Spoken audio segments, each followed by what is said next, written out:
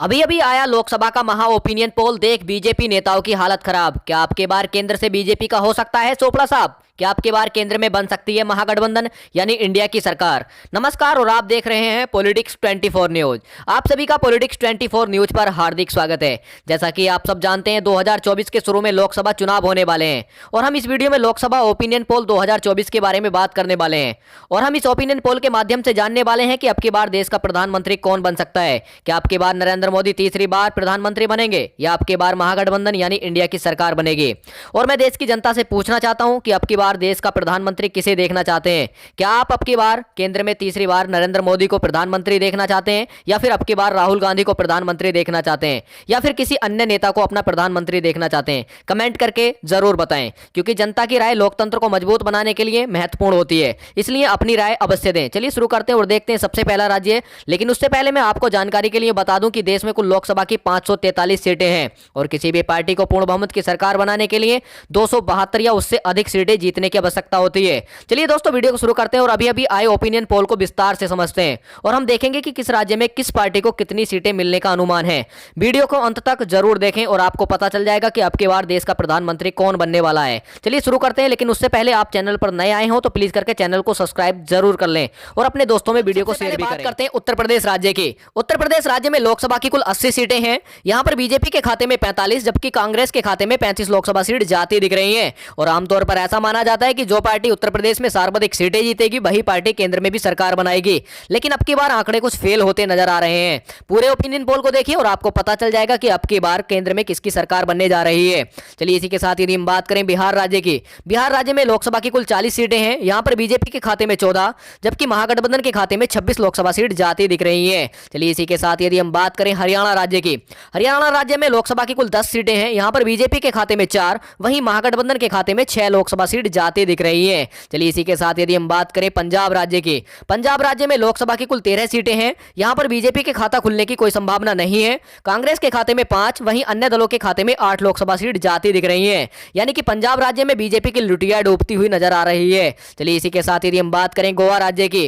गोवा राज्य में लोकसभा की कुल 2 सीटें हैं। यहां पर बीजेपी व कांग्रेस के बीच बराबर की टक्कर देखने को मिल सकती है। गोवा की 2 लोकसभा सीटों में से बीजेपी के खाते में 1 वहीं कांग्रेस के खाते में भी 1 लोकसभा सीट जाती दिख रही है। चलिए इसी के साथ यदि हम बात करें असम राज्य की। असम राज्य में लोकसभा की कुल 14 सीटें हैं। यहां पर बीजेपी के खाते में 9 वहीं महागठबंधन के खाते में 5 लोकसभा सीट जाती दिख रही है। यानी कि ये कहें कि असम राज्य में बीजेपी को काफी फायदा होता नजर आ रहा है, वहीं महागठबंधन को यहां नुकसान का सामना करना पड़ सकता है। चलिए इसी के साथ यदि हम बात करें छत्तीसगढ़ राज्य की। छत्तीसगढ़ राज्य में लोकसभा की कुल 11 सीटें हैं। यहां पर बीजेपी के खाते में 5 वहीं महागठबंधन के खाते में 6 लोकसभा सीट जाती दिख रही है। चलिए इसी के साथ यदि हम बात करें तमिलनाडु राज्य की।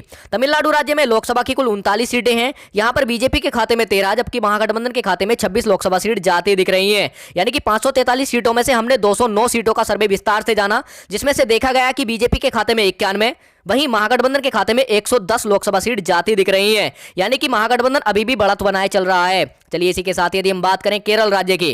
केरल राज्य में लोकसभा की कुल 20 सीटें हैं। यहां पर बीजेपी के खाता खुलने की कोई संभावना नहीं है। यानी कि केरल राज्य में बीजेपी की लुटिया डूबती हुई नजर आ रही है। वहीं महागठबंधन के खाते में 12 लोकसभा सीट जाती दिख रही है और अन्य पार्टी के खाते में 8 लोकसभा सीट जाती दिख रही है। चलिए इसी के साथ यदि हम बात करें तेलंगाना राज्य की। तेलंगाना राज्य में लोकसभा की कुल 17 सीटें हैं। यहां पर बीजेपी के खाते में 4 वहीं महागठबंधन के खाते में 13 लोकसभा सीट जाती दिख रही है। यानी कि तेलंगाना राज्य में बीजेपी को काफी नुकसान का सामना करना पड़ सकता है, वहीं महागठबंधन को काफी फायदा होता नजर आ रहा है। चलिए इसी के साथ यदि हम बात करें मणिपुर राज्य की। मणिपुर राज्य में लोकसभा की कुल मात्र 2 सीटें हैं। यहां पर बीजेपी के खाता खुलने की कोई संभावना नहीं है।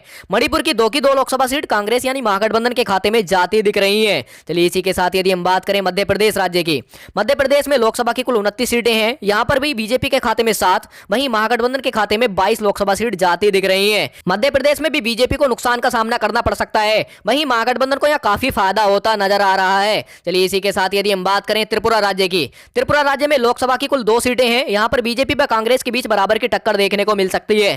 त्रिपुरा की 2 लोकसभा सीटों में से बीजेपी के खाते में 1 वहीं महागठबंधन के खाते में भी 1 लोकसभा सीट जाती दिख रही है। चलिए इसी के साथ यदि हम बात करते हैं जम्मू कश्मीर की। जम्मू कश्मीर में लोकसभा की कुल 6 सीटें हैं। यहां पर भी बीजेपी व कांग्रेस के बीच बराबर की टक्कर देखने को मिल सकती है। जम्मू कश्मीर की 6 लोकसभा सीटों में से बीजेपी के खाते में 3, वहीं महागठबंधन के खाते में भी 3 लोकसभा सीट जाती दिख रही है। इसी के साथ यदि हम बात करें मेघालय राज्य की, मेघालय राज्य में लोकसभा की कुल 2 सीटें हैं। यहाँ पर बीजेपी के खाता खुलने की कोई संभावना नहीं है, जबकि मेघालय की 2 लोकसभा सीट महागठबंधन के खाते में जाती दिख रही है, यानी कि बीजेपी की यहाँ भी लुटिया डूबती हुई नजर आ रही है। चलिए इसी के साथ यदि हम बात करें अरुणाचल प्रदेश की, अरुणाचल प्रदेश में लोकसभा की कुल 2 सीटें हैं। यहाँ पर बीजेपी व कांग्रेस के बीच बराबर की टक्कर देखने को मिल सकती है। अरुणाचल प्रदेश की 2 लोकसभा सीटों में से बीजेपी के खाते में 1, वहीं महागठबंधन के खाते में भी 1 लोकसभा सीट जाती दिख रही है। चलिए इसी के साथ यदि हम बात करें झारखंड राज्य की, झारखंड राज्य में लोकसभा की कुल 14 सीटें हैं। यहाँ पर बीजेपी व कांग्रेस के बीच बराबर की टक्कर देखने को मिल सकती है। झारखंड की 14 लोकसभा सीटों में से बीजेपी के खाते में भी 7, वहीं महागठबंधन के खाते में भी 7 लोकसभा सीट जाती दिख रही है।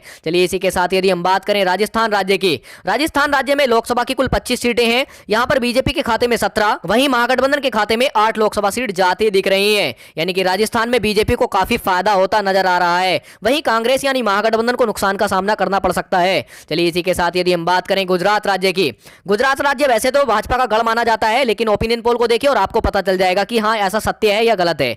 गुजरात राज्य में लोकसभा की कुल 26 सीटें हैं। यहाँ पर बीजेपी के खाते में 18, वहीं महागठबंधन के खाते में 8 लोकसभा सीट जाती दिख रही है। इससे यह पता चलता है कि गुजरात बीजेपी का गढ़ माना जाता है, क्योंकि गुजरात में बीजेपी को काफी फायदा होता नजर आ रहा है। चलिए इसी के साथ यदि हम बात करते हैं दिल्ली केंद्र शासित प्रदेश की, दिल्ली में लोकसभा की कुल 7 सीटें हैं। यहाँ पर बीजेपी के खाते में 3, वहीं महागठबंधन के खाते में 4 लोकसभा सीट जाती दिख रही है। चलिए इसी के साथ यदि हम बात करते हैं हिमाचल प्रदेश की, हिमाचल प्रदेश में लोकसभा की कुल 4 सीटें हैं। यहाँ पर बीजेपी व कांग्रेस के बीच बराबर की टक्कर देखने को मिल सकती है, यानी कि हिमाचल प्रदेश की 4 लोकसभा सीटों में से बीजेपी के खाते में 2, वहीं कांग्रेस के खाते में भी 2 लोकसभा सीट जाती दिख रही है। चलिए इसी के साथ यदि हम बात करें उड़ीसा राज्य की, उड़ीसा राज्य में लोकसभा की कुल 21 सीटें हैं। यहाँ पर बीजेपी के खाते में 2, वहीं कांग्रेस के खाते में 3 और अन्य पार्टी के खाते में 16 लोकसभा सीट जाती दिख रही है। चलिए इसी के साथ यदि हम बात करते हैं पश्चिम बंगाल की, पश्चिम बंगाल में लोकसभा की कुल 42 सीटें हैं। यहाँ पर बीजेपी के खाते में 8, वहीं कांग्रेस यानी महागठबंधन के खाते में 34 लोकसभा सीट जाती दिख रही है, यानी कि पश्चिम बंगाल में बीजेपी को नुकसान का सामना करना पड़ सकता है, वहीं महागठबंधन को काफी फायदा होता नजर आ रहा है। चलिए इसी के साथ यदि हम बात करें महाराष्ट्र राज्य की, महाराष्ट्र राज्य में लोकसभा की कुल 48 सीटें हैं। यहाँ पर बीजेपी के खाते में 16, जबकि महागठबंधन के खाते में 32 लोकसभा सीट जाती दिख रही है, यानी कि अभी तक 543 सीटों में से 476 सीटों का सर्वे हमने विस्तार से जाना, जिसमें से देखा गया कि बीजेपी के खाते में 180 और महागठबंधन के खाते में 263 लोकसभा सीट जाती दिख रही है, यानी कि अभी भी कांग्रेस यानी महागठबंधन काफी बढ़त बनाए हुए चल रहा है। चलिए इसी के साथ यदि हम बात करें केंद्र शासित प्रदेशों की, अन्य केंद्र शासित प्रदेशों में भी लोकसभा की कुल 7 सीटें हैं, जिसमें से बीजेपी के खाते में 3, वहीं महागठबंधन के खाते में 4 लोकसभा सीट जाती दिख रही है। चलिए इसी के साथ यदि हम बात करते हैं आंध्र प्रदेश की, आंध्र प्रदेश में लोकसभा की कुल 25 सीटें हैं। यहाँ पर बीजेपी के खाता खुलने की कोई संभावना नहीं है, जबकि महागठबंधन के खाते में 10, वहीं अन्य पार्टियों के खाते में 15 लोकसभा सीट जाती दिख रही है, यानी कि आंध्र प्रदेश में बीजेपी की लुटिया डूबती हुई नजर आ रही है। इस प्रकार लोकसभा की 543 सीटों का सर्वे हमने विस्तार से जाना, जिसमें से देखा गया कि बीजेपी के खाते में 224, वहीं इंडिया यानी महागठबंधन के खाते में 277 लोकसभा सीट जाती दिख रही है। और मैंने वीडियो के आरंभ में ही आपको बताया था कि किसी भी पार्टी को पूर्ण बहुमत की सरकार बनाने के लिए 272 सीटें जीतने की आवश्यकता होती है, और महागठबंधन के खाते में 277 लोकसभा सीट जाती दिख रही है। तो इस ओपिनियन पोल के आधार पर अब की बार हम कह सकते हैं कि महागठबंधन अपनी सरकार बनाने जा रहा है। और आपको क्या लगता है कि देश में अब की बार किसकी सरकार बनेगी, कमेंट करके जरूर बताएं। और आप अब की बार किसकी सरकार देखना चाहते हैं, किसकी बनाना चाहते हैं, यह भी कमेंट करके जरूर बताएं, क्योंकि लोकतंत्र को मजबूत बनाने के लिए जनता की राय महत्वपूर्ण होती है, इसलिए अपनी राय अवश्य दें।